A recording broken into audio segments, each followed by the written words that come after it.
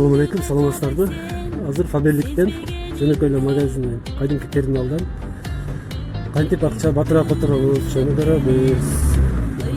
Саламатсызбы? Мынакей. Ушундай терминал. Мындай терминалдар азыр ар бир магазинде бар, билесиздер. Ушул терминалдан кантип батыраак акча которобуз Фаберликке.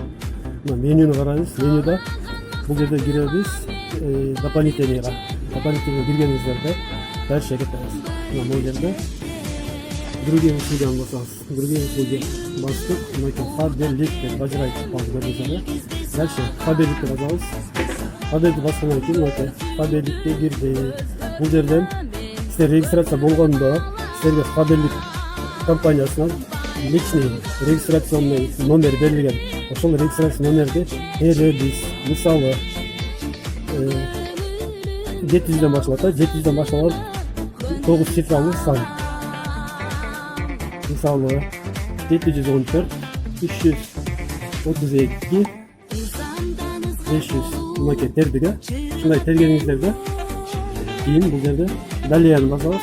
Далияны басканда аты жөн фамилияңыздар чыгып калыш керек. Мынакей Ипекова Жазира Ильясовна. Андан кийин далияны бастырып оплата жасайсыздар.